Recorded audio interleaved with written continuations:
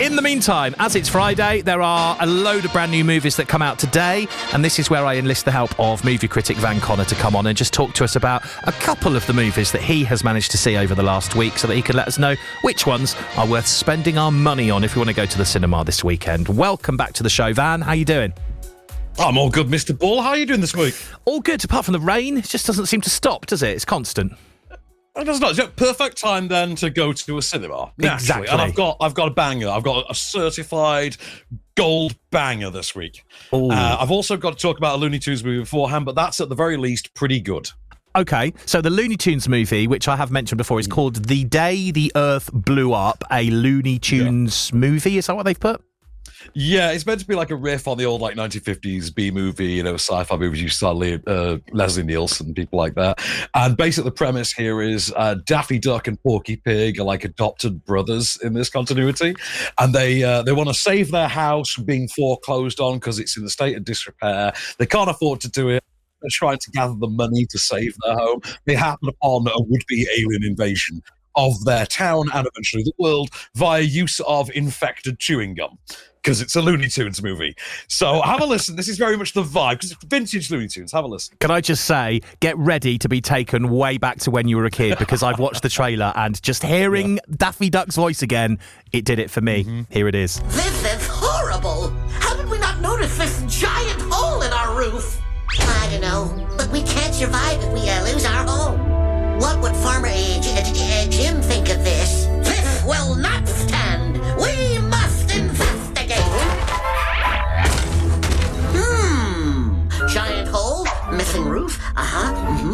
What's this? Ew! Hey, Porkman, what do you make of all this? It's probably related to the termite problem we've been putting off.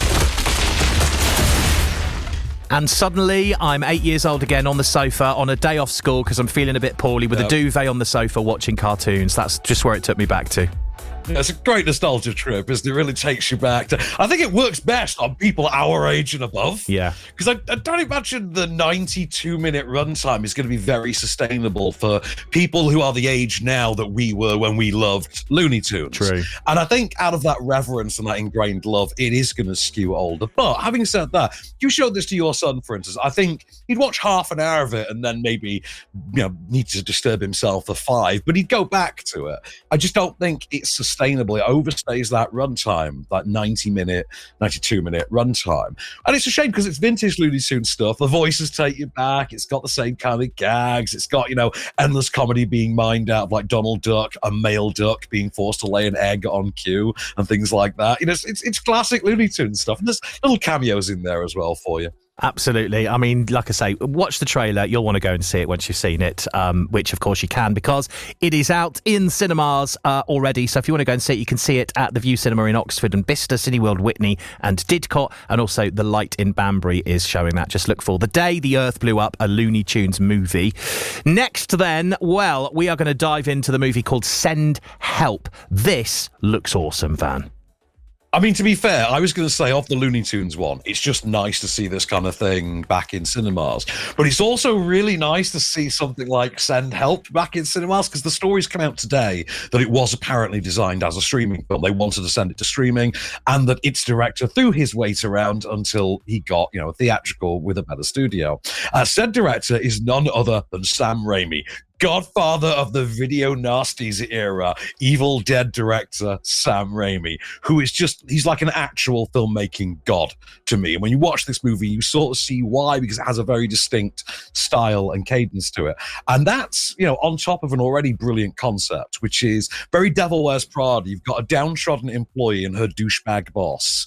And the employee is Rachel McAdams, made to look as dowdy and middle-aged as possible. And then you've got Dylan O'Brien, who's very much sort of frat bro, CrossFit, protein gains bra type, and they have a plane crash. They land on a desert island together. He is injured. She is not. It turns out that she's sort of an aspiring Girl Scout type. She really wants to be on the TV show Survivor, and he's got a broken leg and a bad attitude. This is going to go misery very quickly. Have a listen. Getting out of here. You can't put that kind of weight on that yet. You don't tell me what to do. How about that? You know what? You think you're so smart, Well, guess who you're talking to? CEO of a Next Gen 500 company, baby. That's right. A company your father built. God rest his soul. Oh, wow. Oh, wow. You know what? You're so done. Huh? Yeah, you're so fired. Oh, am I? Yeah. Oh, no. Thing is, I can't imagine things go well for him if he's got a broken leg on a desert island with her and he's talking to her like that.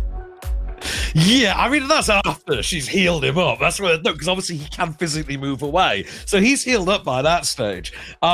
Yeah, he deserves everything he's got coming to him. And to be fair, having him played by Dylan O'Brien is really very good cast. Because O'Brien is quite a likable actor, but he can play douchebag so convincingly.